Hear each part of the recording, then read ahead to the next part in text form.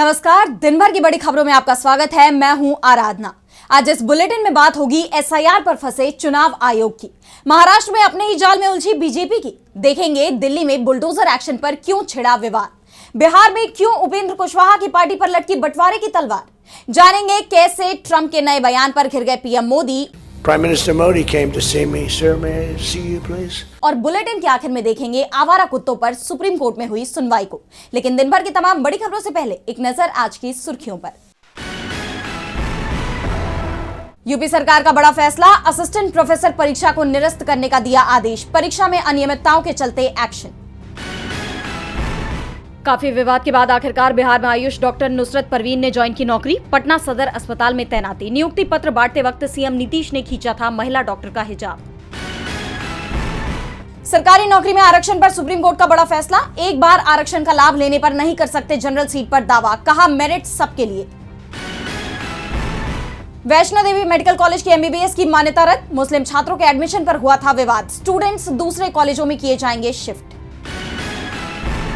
और लाल निशान पर बंद हुआ शेयर बाजार, 102 अंकों की गिरावट के साथ 84,961 पर बंद हुआ सेंसेक्स, तो 37 अंकों की गिरावट के साथ 26,140 पर बंद हुआ निफ्टी। ये तो थी सुर्खियां। अब बात आज की सबसे बड़ी खबर की। सुप्रीम कोर्ट में एसआईआर पर 8 जनवरी से सुनवाई शुरू हो रही है। 6 जनवरी को हुई सुनवाई में कोर्ट ने साफ कह दिया था कि अब इस पर लगातार सुनवाई होगी। वैसे चुनाव आयोग तर्क दे रहा है कि एसआईआर कराना उसका अधिकार है, वो लोगों की नागरिकता भी जांच सकता है, लेकिन जिन 12 राज्यों में अभी एसआईआर चल रहा है उसे लेकर वो मुसीबत में घिरता दिख रहा है। देखिए ये रिपोर्ट। 12 राज्यों में एसआईआर की प्रक्रिया चल रही है और एसआईआर का जो ड्राफ्ट रोल जारी हुआ है उसने पूरे देश में बवाल मचा दिया है। 12 राज्यों में 13% वोटरों के नाम काट दिए गए हैं। करीब 15% वोटर संदिग्ध बताए जा रहे हैं। सबसे ज्यादा वोट उत्तर प्रदेश के ड्राफ्ट रोल में काटे गए हैं। 2,89,00,000 लोगों के वोट काट दिए गए हैं, जो उत्तर प्रदेश की वोटर लिस्ट का 18% से भी ज्यादा है। यूपी के जिन जिलों में मुस्लिम आबादी 30% से ज्यादा है, वहां 20% से ज्यादा वोट काट दिए गए हैं और जो नाम वोटर लिस्ट में आ गए हैं उनमें से 20 से 25% को संदिग्ध कहा जा रहा है। पश्चिम बंगाल में तो एसआईआर को लेकर अलग ही बवाल मचा हुआ है। संदिग्ध वोटर बताकर कई दिग्गजों को नोटिस थमाए जा रहे हैं, जिनमें से एक नाम Nobel prize winner Amartya Sen का भी है। उन्हें नोटिस भेजा गया है, अपनी पहचान बताने को कहा गया है कि साबित करें कि आप भारत के नागरिक हैं, कोई घुसपैठिए नहीं। सेन को मिले नोटिस पर विपक्ष भड़क उठा है। कांग्रेस ने ट्वीट किया, एसआईआर की धांधली को समझिए। चुनाव आयोग ने नोबेल पुरस्कार विजेता अमर्त्य सेन को अपनी नागरिकता साबित करने को कहा है। बाकायदा इसके लिए उन्हें नोटिस भेजा गया है। ज्ञानेश कुमार ने चुनाव आयोग की साख पर बट्टा लगा दिया है, वो भी सिर्फ इसलिए कि उन्हें अपने मालिक मोदी को खुश करना है। अमर्त्य सेन को नोटिस भेजना दुखद है। चुनाव आयोग और नरेंद्र मोदी को इसके लिए माफी मांगनी चाहिए। टीएमसी महासचिव अभिषेक बनर्जी ने भी सवाल उठाए हैं। कहा है कि वो सिर्फ सेन का अपमान नहीं कर रहे हैं, बल्कि अभिनेता देव और क्रिकेटर मोहम्मद शमी को भी नोटिस भेजे गए थे, मानो उपलब्धि, ईमानदारी और गरिमा का कोई महत्व ही नहीं रह गया हो। बीजेपी के दबाव में चुनाव आयोग बंगाल का अपमान कर रहा है। अमर्त्य सेन को दिए गए नोटिस पर जब चुनाव आयोग घिरा तो इसे टाइप की गलती बता रहा है, बीएलओ पर एक्शन लेने की बात कर रहा है। लेकिन कई दूसरे लोग हैं जिन्हें एआई के जरिए नोटिस भेजे जा रहे हैं, नागरिकता साबित करने को कहा जा रहा है और चुनाव आयोग इसके समर्थन में दलीलें दे रहा है। मामला सुप्रीम कोर्ट तक पहुंच चुका है। सुप्रीम कोर्ट में 8 जनवरी से सुनवाई शुरू हो रही है। चुनाव आयोग पर सवाल उठ रहे हैं कि उन्हें लोगों की नागरिकता जांचने का अधिकार किसने दे दिया, लेकिन ज्ञानेश कुमार दावा कर रहे हैं कि संविधान ने चुनाव आयोग को यह अधिकार दिया है। चुनाव आयोग को अधिकार मिला है तो वो वोटर लिस्ट में किसी को शामिल करने से पहले उसकी भारतीय नागरिकता की पड़ताल करे, जिससे कोई विदेशी यहां वोट नहीं डाल पाए। लेकिन यह भी कहा है कि वोटर लिस्ट से अगर किसी का नाम हटाया जा रहा है तो इसका मतलब यह नहीं है कि वो भारत का नागरिक नहीं है। एक तरफ चुनाव आयोग ये भी कह रहा है कि जिसका नाम वोटर लिस्ट में नहीं है वो भारत का नागरिक हो सकता है। दूसरी तरफ भारत के नागरिक से वोट देने का अधिकार भी छीना जा रहा है। चुनाव आयोग अपने ही दावों में घिरता दिख रहा है, लेकिन ज्ञानेश कुमार जिद पर अड़े हैं। साफ कह दिया है कि हम एक भी कदम पीछे नहीं हटेंगे। अब निगाहें सुप्रीम कोर्ट पर हैं। विपक्ष को उम्मीद है कि 5 राज्यों के चुनाव के ऐलान से पहले सुप्रीम कोर्ट एसआईआर पर फैसला सुना सकता है। एक डर भी है कि अगर ऐसा नहीं हुआ तो फिर बिहार जैसा खेल दूसरे राज्यों में भी हो सकता है। एसआईआर पर चुनाव आयोग फंसता दिख रहा है तो बीजेपी भी अपने ही बिछाए जाल में फंस गई है। महाराष्ट्र में निकायों पर कब्जे की लड़ाई में बीजेपी ने अपनी किरकिरी करा ली। सहयोगी को कमजोर करने के लिए पार्टी ने अपने धुर विरोधियों से भी हाथ मिला लिया। यहां तक कि ओवैसी की पार्टी एआईएमआईएम को भी साथ ले लिया। लेकिन अब इसे लेकर बीजेपी के अंदर ही गुस्सा फूट पड़ा है, जिसके बाद पार्टी भी पलटी मारती दिख रही है। तो क्या है ये पूरा मामला, देखेंगे इस रिपोर्ट में। महाराष्ट्र निकायों पर कब्जे की लड़ाई दिलचस्प हो गई है। अकोला नगर पालिका में बीजेपी को बहुमत नहीं मिला।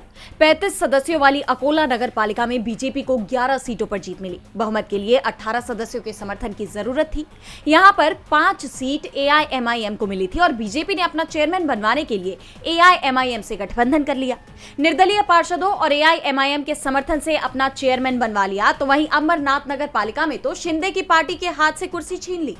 अमरनाथ नगर पालिका में 59 वार्ड हैं और सबसे ज्यादा सीटें शिंदे की शिवसेना के हिस्से में आई थी। उसे 27 सीटें मिली थी। बीजेपी को 14, कांग्रेस को 12 और अजित पवार की एनसीपी को 4 सीटें मिली थी। बीजेपी ने शिवसेना से महापौर पद छीनने के लिए कांग्रेस से हाथ मिला लिया। अमरनाथ नगर पालिका पर कब्जा कर लिया। कांग्रेस ने तुरंत ही एक्शन लिया, अपने सभी पार्षदों को निलंबित कर दिया। अमरनाथ के ब्लॉक अध्यक्ष प्रदीप पाटिल को सस्पेंड कर दिया। वहीं दूसरी तरफ बीजेपी की भी जबरदस्त किरकिरी हो रही है। सवाल किए जा रहे हैं कि सत्ता के लिए वो कितना झुकेगी। शिवसेना ने भी बीजेपी पर धोखा देने का आरोप लगाया है, कहा है कि ये गद्दारी है। बीजेपी हाईकमान ने भी सवाल उठाए हैं, जिसके बाद सीएम देवेंद्र फडणवीस का बयान सामने आया है। उन्होंने कहा है कि इस तरह के गठबंधन की उन्हें कोई खबर नहीं थी, ऐसा हुआ है, ये गलत है। फडणवीस ने सफाई दी है कि अमरनाथ और अकोला में गठबंधन पार्टी के वरिष्ठ नेतृत्व की मंजूरी के बिना हुआ है। अगर किसी स्थानीय नेता ने ऐसा फैसला अपनी मर्जी से लिया है तो यह अनुशासन के खिलाफ है और इसके खिलाफ कार्रवाई की जाएगी। महाराष्ट्र में बीजेपी बैकफुट पर नजर आ रही है तो दिल्ली में भी बीजेपी सरकार सवालों से घिर गई है। तुर्कमान गेट इलाके में बीती रात भारी बवाल देखने को मिला। 30 बुलडोजरों के साथ दिल्ली नगर निगम ने भारी पुलिस बल की मौजूदगी में फैज़े इलाही मस्जिद के पास निर्माण को जमींदोज कर दिया, जिसका जमकर विरोध हुआ और इस दौरान प्रदर्शनकारियों और पुलिसकर्मियों के बीच तीखी झड़प हो गई। अब इसे लेकर दिल्ली की सियासत गरमाई हुई है। तो क्या है ये पूरा मामला, जानेंगे इस रिपोर्ट में। देश की राजधानी दिल्ली का तुर्कमान गेट इलाका 7 तारीख को छावनी में तब्दील हो गया। 6 जनवरी की पूरी रात यहां बुलडोजर चलते रहे। दिल्ली नगर निगम ने भारी पुलिस सुरक्षा के बीच फैज़े इलाही मस्जिद कैंपस के पास बने निर्माण को जमींदोज कर दिया। दिल्ली हाई कोर्ट के आदेश के बाद शुरू हुई इस कार्रवाई के दौरान मुस्लिम बहुल इलाके में जबरदस्त तनाव देखा गया और झड़पें भी हुई। दरअसल प्रशासन की टीम 6 दिसंबर की देर रात 30 बुलडोजर्स के साथ मौके पर पहुंची थी। रामलीला मैदान से सटे इस इलाके में जैसे ही डिमोलिशन का काम शुरू हुआ, स्थानीय लोगों का गुस्सा फूट पड़ा। कार्रवाई का विरोध कर रही भीड़ ने मस्जिद के पास से पुलिस और एमसीडी कर्मचारियों पर अचानक भारी पथराव शुरू कर दिया। इस हमले में 5 से ज्यादा पुलिसकर्मी घायल हुए हैं। स्थिति बेकाबू होते देख पुलिस को भीड़ को तितर बितर करने के लिए आंसू गैस का इस्तेमाल करना पड़ा। तनाव को देखते हुए पूरे तुर्कमान गेट और आसपास के क्षेत्र को 9 सुरक्षा जोन्स में बांट दिया गया था। हर जोन की कमान एक एडिशनल डीसीपी स्तर के अधिकारी को सौंपी गई। पुलिस ने घेराबंदी कर भीड़ को खदेड़ा और पूरी रात यहां बुलडोजर चलते रहे। अधिकारियों के मुताबिक मस्जिद के पास सड़क, फुटपाथ, एक डायग्नोस्टिक सेंटर और सामुदायिक हॉल के नाम पर किए गए अतिक्रमण को पूरी तरह साफ कर दिया गया है। एमसीडी अधिकारियों के मुताबिक यह कार्रवाई किसी भेदभाव के तहत नहीं बल्कि दिल्ली हाईकोर्ट की डिवीजन बेंच द्वारा 12 नवंबर 2025 को दिए गए आदेश के अनुपालन में की गई है। कोर्ट ने सेव इंडिया फाउंडेशन की याचिका पर सुनवाई करते हुए रामलीला मैदान के पास 38,940 वर्ग फुट की जमीन से अतिक्रमण हटाने के लिए 3 महीने का वक्त दिया था। वहीं दूसरी तरफ मस्जिद समिति का दावा है कि उन्होंने इस डिमोलिशन ड्राइव के खिलाफ अदालत में याचिका दायर की थी, जिस पर सुनवाई जारी थी। स्थानीय निवासियों में इस बात को लेकर गहरा आक्रोश है कि कड़कड़ाती ठंड में आधी रात को यह कार्रवाई की गई। फिलहाल इलाके में शांति बनाए रखने के लिए भारी पुलिस बल और अर्धसैनिक बलों की टुकड़ियां तैनात हैं। प्रशासन का कहना है कि स्थिति अब नियंत्रण में है, लेकिन एहतियातन गश्त जारी रखी जा रही है। दिल्ली में बुलडोजर एक्शन को लेकर बीजेपी सरकार विपक्ष के निशाने पर है तो उपेंद्र कुशवाहा की मुसीबतें उनकी ही पार्टी के नेताओं ने बढ़ा दी हैं। जिस तरह आरएलएम प्रमुख उपेंद्र कुशवाहा ने अपने ही बेटे को नीतीश सरकार में मंत्री पद दे दिया, उससे पार्टी के अपने ही नेता नाराज हैं और अब उन्होंने बगावत के संकेत दे दिए हैं, जिससे आरएलएम में बड़ी टूट के आसार बन गए हैं। तो क्या है ये पूरा मामला, जानने के लिए देखिए ये रिपोर्ट। आरएलएम प्रमुख उपेंद्र कुशवाहा बड़ी मुश्किलों से घिर गए हैं। उनकी पार्टी में बगावत के सुर उठ रहे हैं और इसका सीधा असर उनके बेटे और बिहार सरकार के पंचायती राज मंत्री दीपक प्रकाश के राजनीतिक करियर पर भी पड़ सकता है। दरअसल दीपक प्रकाश को मंत्री बनाए जाने के फैसले से पार्टी के कई नेता नाराज हैं और वो खुलकर अपनी नाराजगी जाहिर भी कर रहे हैं। और अब तो आरएलएम के 3 विधायकों ने पार्टी के खिलाफ मोर्चा खोल दिया है, जिससे आरएलएम के अस्तित्व पर बड़ा संकट मंडराने लगा है। बागी नेताओं में रमेश्वर महतो, माधवानंद और आलोक कुमार सिंह का नाम शामिल है। उनका कहना है कि वे कुशवाहा के साथ वंशवाद के खिलाफ लड़ने आए थे, लेकिन यहाँ तो परिवार बचाओ और बढ़ाओ की राजनीति हो रही है, जिससे साफ है कि अब उन्होंने पार्टी छोड़ने का मन बना लिया है। इनकी नाराजगी इसलिए है क्योंकि दीपक प्रकाश किसी भी सदन के सदस्य नहीं है और फिर भी उपेंद्र कुशवाहा ने उन्हें मंत्री पद दे दिया। इसलिए इन विधायकों ने कुशवाहा की लिट्टी पार्टी से किनारा किया और बीजेपी के राष्ट्रीय कार्यकारी अध्यक्ष नितिन नवीन से मुलाकात की है, जिसके बाद चर्चा शुरू हो गई है कि जिस तरह 2021 में लोजपा 2 गुटों में बंट गई थी, पशुपति पारस की आरएलजेपी और चिराग पासवान की एलजेपीआर, ठीक उसी तरह अब आरएलएम पर भी बंटवारे की तलवार लटक रही है। लेकिन अगर आरएलएम के ये विधायक अलग गुट बनाते हैं तो उपेंद्र कुशवाहा के लिए दोहरी मुश्किलें खड़ी हो जाएंगी। पहले तो उनकी पार्टी बिखर जाएगी और दूसरी ये कि उनके लिए अपनी राज्यसभा सीट बचाना भी मुश्किल हो जाएगा, जो अप्रैल में खाली हो रही है। इसके साथ ही दीपक प्रकाश अगर एमएलसी नहीं बन पाए तो नीतीश मंत्रिमंडल से उनकी भी छुट्टी हो जाएगी। अब देखना यह होगा कि पार्टी के अंदर उठे इस तूफान को उपेंद्र कुशवाहा कैसे शांत करते हैं। सवाल ये भी है कि क्या उपेंद्र कुशवाहा अपनी पार्टी को बचा पाएंगे, ये देखना होगा। उपेंद्र कुशवाहा की पार्टी पर टूट का खतरा मंडरा रहा है तो संकट में मध्य प्रदेश की बीजेपी सरकार भी है। इंदौर में दूषित पानी पीने से जान जाने के मामले में सरकार बुरी तरह घिर गई है। एक तरफ जहां सरकार ने 18 पीड़ित परिवारों को मुआवजा दे दिया है, तो वहीं प्रशासन जान गंवाने वालों की संख्या 6 ही बता रहा है। और इस बीच अब जान गंवाने वालों की संख्या 18 से बढ़कर 20 हो गई है, जिस पर विपक्ष ने सरकार के खिलाफ प्रदर्शन किया। देखिए ये रिपोर्ट। इंदौर के भागीरथपुरा में दूषित पानी से जान जाने का मामला अब एक बड़े राजनीतिक और प्रशासनिक विवाद का रूप ले चुका है। स्थिति ये है कि जान जाने के आधिकारिक आंकड़ों, कोर्ट में पेश रिपोर्ट्स और बांटी गई सहायता राशि के बीच गहरा विरोधाभास नजर आ रहा है। ताजा जानकारी के मुताबिक क्षेत्र में जान गंवाने वालों की संख्या बढ़कर 20 हो गई है, जबकि प्रशासन अब भी केवल 6 की बात कर रहा है। गौर करने वाली बात है कि सरकार ने हाईकोर्ट में सिर्फ 4 जाने जाने का हलफनामा दिया था, लेकिन अब तक 18 पीड़ित परिवारों को 2-2 लाख रुपए की आर्थिक सहायता दी जा चुकी है। बुधवार को प्रशासन ने मुआवजे की लिस्ट में 2 नए नाम भी जोड़ दिए हैं। इस पर अब मुख्यमंत्री डॉक्टर मोहन यादव ने कहा है कि सरकार आंकड़ों के विवाद में नहीं पड़ना चाहती। उन्होंने स्पष्ट किया कि प्रशासन ने पीएम रिपोर्ट को आधार बनाया है, लेकिन वो अंतिम नहीं है। सीएम ने आश्वासन दिया कि नगर निगम के पंजीयन में जो भी संख्या सामने आएगी, सरकार उन सभी को राहत राशि देगी। वहीं दूसरी तरफ विपक्ष ने इस मुद्दे पर अब सरकार को घेरना शुरू कर दिया है। महिला कांग्रेस की प्रदेश अध्यक्ष रीना बोरासी सेतिया के नेतृत्व में पूरे प्रदेश में विरोध प्रदर्शन किया गया। कांग्रेस का आरोप है कि सरकार आंकड़े छिपाकर अपनी विफलता पर पर्दा डालने का काम कर रही है। जमीनी हालात अब भी चिंताजनक हैं। बुधवार को नर्मदा लाइन चालू होते ही फिर से लीकेज हो गया, जिससे घरों और दुकानों में पानी भर गया। वर्तमान में 105 मरीज अस्पतालों में भर्ती हैं, जिनमें से 3 वेंटिलेटर पर हैं। भागीरथपुरा के लोग डरे हुए हैं और बोरिंग का पानी छोड़कर टैंकर्स पर निर्भर हो गए हैं। अब इस मामले में आगे क्या होता है? क्या इस मामले में जिम्मेदार लोगों पर कार्रवाई होगी? क्या पीड़ितों को न्याय मिल पाता है? ये तो देखना होगा। इंदौर का दूषित पानी मामला बीजेपी सरकार के लिए परेशानी का सबब बन गया है, तो ट्रंप के बयान भी पीएम मोदी पर भारी पड़ते नजर आ रहे हैं। अमेरिकी राष्ट्रपति डोनाल्ड ट्रंप एक के बाद एक ऐसे बयान दे रहे हैं जिससे पीएम मोदी विपक्ष के निशाने पर आ जाते हैं। और अब एक बार फिर उन्होंने कुछ ऐसा कह दिया है जिस पर देश की सियासत में बवाल मच गया है। तो अब क्या कुछ कहा ट्रंप ने, आइए देखते हैं इस रिपोर्ट में। अमेरिकी राष्ट्रपति डोनाल्ड ट्रंप की पीएम मोदी को लेकर बयानबाजी थमने का नाम नहीं ले रही। हाल ही में ट्रंप ने यह दावा किया था कि मोदी उन्हें खुश करना चाहते हैं और अब उनका एक और बयान सामने आया है, जिसके बाद मोदी की चुप्पी पर विपक्ष के सवाल गहराने लगे हैं। दरअसल ट्रंप ने कहा है कि पीएम मोदी खुद मुझसे मिलने आए थे। वो मेरे पास आए और बोले, सर क्या मैं आपसे मिल सकता हूँ? और मैंने कहा हाँ। ट्रंप के ऐसे बयानों पर अब लोकसभा में नेता विपक्ष राहुल गांधी ने अपना एक पुराना वीडियो शेयर करते हुए मोदी सरकार को घेरा है। इस वीडियो में वो कह रहे हैं कि ट्रंप के कॉल पर मोदी की जी हुजूरी शुरू हो जाती है। उधर से ट्रंप ने एक इशारा किया, फोन उठाया, कहा मोदी जी क्या कर रहे हो?